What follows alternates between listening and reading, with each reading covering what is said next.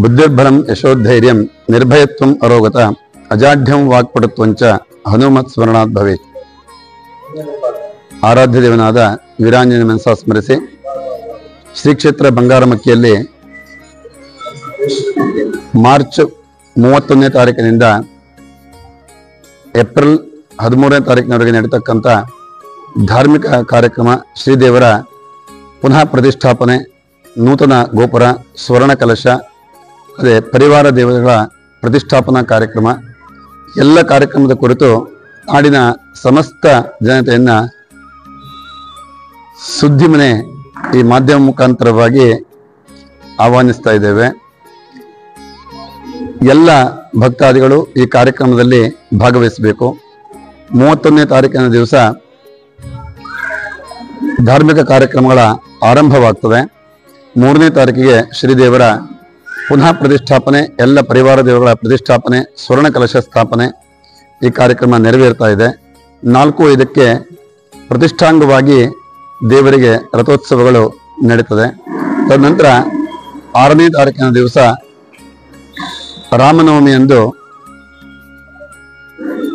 ನದಿಯ ಶರಾವತಿ ನದಿಯ ಪಕ್ಕದಲ್ಲಿ ಇರತಕ್ಕಂಥ ವನವಾಸಿ ಸೀತಾರಾಮಚಂದ್ರ ದೇವರ ವರ್ಧಂತಿ ಉತ್ಸವ. ಆ ದಿನದಿಂದ 3 ದಿನ ಪರ್ಯಂತರವಾಗಿ ಶ್ರೀ ರಾಮನ ಸಾನ್ನಿಧ್ಯದಲ್ಲಿ ಶರಾವತಿ ನದಿಯಲ್ಲಿ ಕುಂಭ ಸ್ನಾನವನ್ನ ನಡೆಸ್ತಾ ಇದ್ದೇವೆ. ಅದು ಪ್ರತಿ ವರ್ಷವೂ ಸಹ ನಡೀತದೆ. ಈ ವರ್ಷ ವಿಶೇಷವಾಗಿ ಅನೇಕ ಗಣ್ಯರನ್ನ ಅಲ್ಲದೆ ಸಾಧು ಸಂತರನ್ನ ಆಹ್ವಾನಿಸ್ತಾ ಇದ್ದೇವೆ. ಎಲ್ಲರೂ ಸಹ ಆ ಪುಣ್ಯ ಗಳಿಗೆಯಲ್ಲಿ ಮಿಂದೇಳಬೇಕು ಅನ್ನತಕ್ಕಂಥ ಸಂಕಲ್ಪ. ನದಿಯ ಪ್ರಾಮುಖ್ಯ, ನೀರಿನ ಪ್ರಾಮುಖ್ಯ ಪ್ರತಿಯೊಬ್ಬ ಮನುಷ್ಯನಿಗೂ ಸಹ ಗೊತ್ತಿದೆ. ಅದರ ಅಳಿವುಗುಳಿವಿನ ಪ್ರಶ್ನೆ ನಮ್ಮ ಮುಂದೆ ಇವತ್ತು ಯುವ ಪೀಳಿಗೆಗಿದೆ.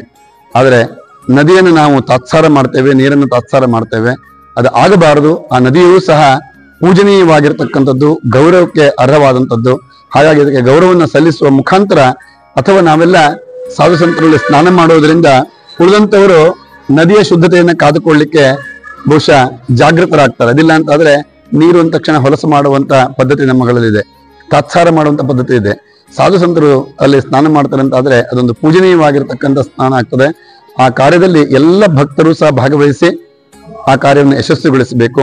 7ನೇ ತಾರೀಕಿನ ದಿವಸ ಸಾಯಂಕಾಲ 6:15 ಶರಾವತಿ ನದಿಯ ಎಡಬಲ ದಂಡೆಗಳಿರ್ತಕ್ಕಂಥ ಎಲ್ಲ ಮಠಮಾನ್ಯಗಳಿರಬಹುದು, ದೇವಸ್ಥಾನಗಳಿರಬಹುದು, ಅಥವಾ ಎಲ್ಲ ಮನೆಗಳಿರಬಹುದು, ಅಲ್ಲಿಯ ವ್ಯಕ್ತಿಗಳು ಆ ನದಿಯನ್ನ ಒಂದು ಆರತಿಯನ್ನ ಮಾಡಿ ಒಂದು ಅರಿಶಿನ ಕುಂಕುಮ ಹಾಕಿ ಪೂಜೆ ಮಾಡುವಂತ ಕಾರ್ಯವನ್ನು ಮಾಡಿದರೆ ನಮ್ಮ ಈ ಕಾರ್ಯ ಬಹುಶಃ ಯಶಸ್ವಿ ಆಗಲಿಕ್ಕೆ ಸಾಧ್ಯ ಆಗ್ತದೆ. ಎಲ್ಲರೂ ಸಹ ಕ್ಷೇತ್ರಕ್ಕೆ ಅಲ್ಲಿ ಬಂದು ಮಾಡಬೇಕು ಅಂತಿಲ್ಲ. ನಿಮ್ಮ ನಿಮ್ಮ ಭಾಗದಲ್ಲಿರ್ತಕ್ಕಂಥ ನದಿಯ ಎಡಬಲ ದಂಡೆಗಳಲ್ಲಿ ನೀವು ಆ ಪೂಜೆಯನ್ನು ಮಾಡುವ ಮುಖಾಂತರ ಈ ಕಾರ್ಯನ್ನ ಯಶಸ್ವಿಗೊಳಿಸಬೇಕು. ಕಳೆದ ವರ್ಷ 1 ಲಕ್ಷಕ್ಕಿಂತ ಹೆಚ್ಚಿನ ಆರತಿಯನ್ನ ಶರಾವತಿ ನದಿಯಲ್ಲಿ ಮಾಡಿಸಿದ್ದೇವೆ. ಇದೊಂದು ದಾಖಲೆ. ಈ ವರ್ಷ ಆ ದಾಖಲೆಯನ್ನ ಮೀರಿಸುವಂತ ಕಾರ್ಯವನ್ನ ಮಾಡುವ ಮುಖಾಂತರ ಆ ನದಿಯನ್ನ ಗೌರವಿಸೋಣ, ಅದನ್ನ ಅಭಿನಂದಿಸೋಣ. ಜೊತೆಗೆ 3 ದಿವಸ ನಡೀತಕ್ಕಂಥ ಶರಾವತಿಯ ಕುಂಭ ಸ್ನಾನದಲ್ಲಿ ಸಮಸ್ತರೂ ಸಹ ಭಾಗಿಯಾಗುವ ಮುಖಾಂತರ ಆ ಪುಣ್ಯದ ಗಳಿಗೆಯಲ್ಲಿ ನೀವೆಲ್ಲರೂ ಸಹ ಮಿಂದೇಳಬೇಕು.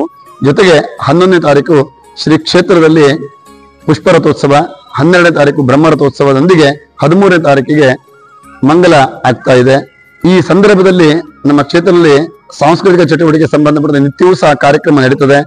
ನಿತ್ಯ ಸಾಯಂಕಾಲ ನಾಡಿನ ದೇಶದ ಪ್ರಸಿದ್ಧ ಸಂಗೀತಗಾರರಿರಬಹುದು, ಸಾಂಸ್ಕೃತಿಕ ಕಲಾವಿದರಿರಬಹುದು, ಅವರು ಭಾಗವಹಿಸುವ ಮುಖಾಂತರ ಬಹುಶಃ 1,000ಕ್ಕಿಂತ ಹೆಚ್ಚಿನ ಕಲಾವಿದರ ಭಾಗವಹಿಸುವಿಕೆಯಲ್ಲಿ ವೇದಿಕೆ ಕಾರ್ಯಕ್ರಮಗಳು ನಡೆಯಲಿಕ್ಕಿದ್ದಾವೆ, ಸಾಂಸ್ಕೃತಿಕ ಕಾರ್ಯಕ್ರಮ ನಡೆಯಲಿಕ್ಕಿದ್ದಾವೆ. 6ನೇ ತಾರೀಕಿನಿಂದ 12ನೇ ತಾರೀಕಿನವರೆಗೆ ಸಂಸ್ಕೃತಿ ಕುಂಭ ಮಲೆನಾಡುತ್ಸವ ಎನ್ನುವಂತ ನಾಮಕರಣದಲ್ಲಿ ಸಂಸ್ಕೃತಿಯ ಕಾರ್ಯಕ್ರಮ ನೆರವೇರ್ತಾ ಇದೆ. ಅನೇಕ ಗಣ್ಯರನ್ನ ಸನ್ಮಾನಿಸ್ತಕ್ಕಂಥ ಕಾರ್ಯಕ್ರಮ ನೆರವೇರ್ತಾ ಇದೆ. ಈ ಎಲ್ಲ ಕಾರ್ಯಕ್ರಮದಲ್ಲಿ ಸಮಸ್ತ ಭಕ್ತಾದಿಗಳು, ಈ ಮಾಧ್ಯಮವನ್ನು ನೋಡ್ತಾ ಇರ್ತಕ್ಕಂಥ ಸಮಸ್ತ ಭಕ್ತರಿಗೂ ಸಹ ನೇರವಾಗಿ ಕ್ಷೇತ್ರದಿಂದ ನಾವು ಆಮಂತ್ರಣ ನೀಡ್ತಾ ಇದ್ದೇವೆ. ನಾಡಿನ ಸಮಸ್ತರನ್ನು ಸಹ ಆಹ್ವಾನಿಸ್ತಾ ಇದ್ದೇವೆ. ಬನ್ನಿ, ಈ ಪುಣ್ಯ ಕಾರ್ಯಕ್ರಮದಲ್ಲಿ ಭಾಗವಹಿಸಿ ಪುಣ್ಯವನ್ನ ಗಳಿಸಿಕೊಳ್ಳಿ ಅಂತ ಹೇಳಿ ಆಶಿಸ್ತಾ ನಮ್ಮ ಮಾತನ್ನ ವಿರಮಿಸ್ತೇವೆ.